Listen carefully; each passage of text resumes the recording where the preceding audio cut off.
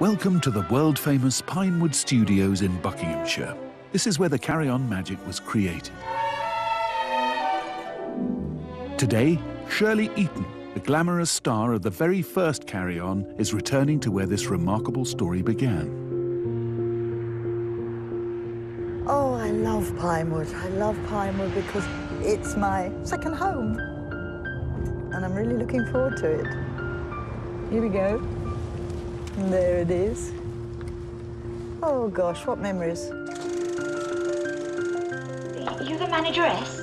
No, I'm Nora. My name's Mary. Here we are, like the old days. We're going under the arches. It's lovely. Evidence of our favourite Carry On capers is everywhere at Pinewood, with mention of the men who made it all happen.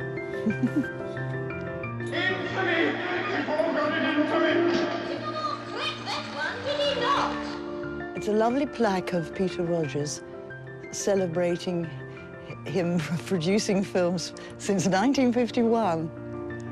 Because those films, my goodness, people have loved them over the years, haven't they? No, stop messing about. Oh, saucy. Of course, you know, Peter couldn't have made such funny old films without Gerald Thomas, the director. Peter Rogers and Gerald Thomas made their first film together in 1956. 2 years later at Pinewood, they would form a partnership that must have been created in comedy heaven. Well, Peter Rogers really was a writer, first and foremost, and he always saw himself as a writer throughout his career and throughout his life. But he just became a producer by default, really. He would buy up scripts of other people's, eventually make them into films. And Gerald Thomas was an editor who'd worked on The Third Man and brilliant films of the 40s, early 50s, Doctor in the House at Pinewood. So they were a perfect team because they knew their business, they knew what they wanted to do. Rogers and Thomas would perfect the art of churning out films speedily and always on budget. But they also kept a keen eye on what was going on in the world outside the studio walls. This was the black and white Britain of the late 1950s. Memories of the Second World War may still have been strong, but a new generation looked forward to a brighter future where we'd never had it so good. Rationing and wartime hardship were finally over and national service was coming to an end. A new, more open Britain was ready for a laugh. It was time to put its privates on parade. After seeing that a comedy called The Army Game had brought in millions of viewers to ITV, Peter Rogers recalled an idea for a film about a bunch of raw recruits thrown into national service. Scriptwriter Norman Houdis was brought in to work it up. We carried the characters forward into my conception of the typically British situation, where a bunch of incompetents, resentful of being in the army at all. I mean, where's the war? Everybody's gone home. Ow!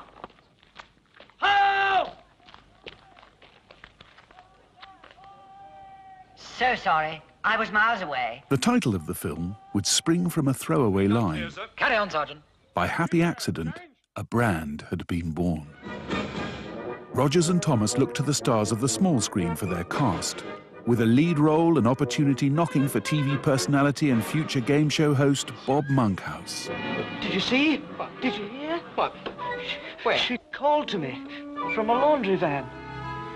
Bob's love interest would be the first pin-up girl of the Carry-Ons, 21-year-old Shirley Eaton. I can't help being sexy. I think it's funny when people call me a sex symbol. I was the girl next door in those films, really. And if I happen to appear sexy, that's not my fault.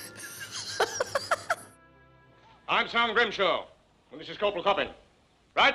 Straight from a remarkably similar role in The Army Game was future Doctor Who, William Hartnell. Now, I'm a quiet, reasonable, humane man. I know. My mother told me. Peter was good at casting, and he had a lot of luck. That luck included the first Carry On outings for Charles Hawtrey. Sergeant doesn't seem to like us. I wonder why. Kenneth Williams, Look at this man. You've nothing to complain of. Look at the suit they've given me. and Hattie Jakes. And at the heart of the action, a 40-year-old fledgling star who would also become a carry-on stalwart. Oh, Nora. The quiet man of comedy, Kenneth Connor was classically trained at the Central School of Speech and Drama in London. He became a regular on BBC Radio before starring on the big screen in the Ealing classic The Ladykillers. Get him out of here! Driver, I insist that you do something to stop this vicious brute. Now listen, lady, this is no business. Now, keep out of this, I'm warning you. Connor's gift for comic voices also made him a favourite on The Goons. This is the BBC Light programme. Oh, my leg. It's gone below the waist.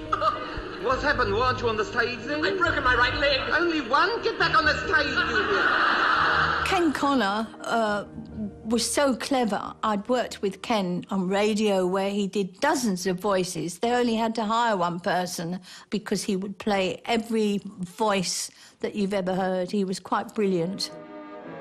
Thanks to Kenneth and the gang, Sergeant was a surprise hit. It made its money back in the first weekend and became the third most successful film at the British box office in 1958.